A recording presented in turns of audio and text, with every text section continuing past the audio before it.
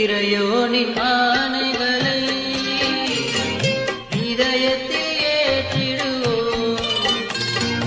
இறையோனின் ஆணைகளை இதயத்தில் ஏற்றிடுவோம்.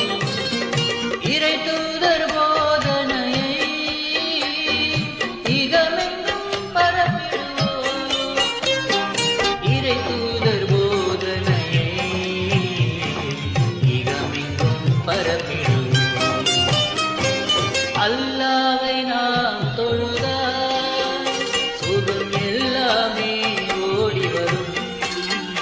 அந்த வல்லோனை நினைத்திருந்தால்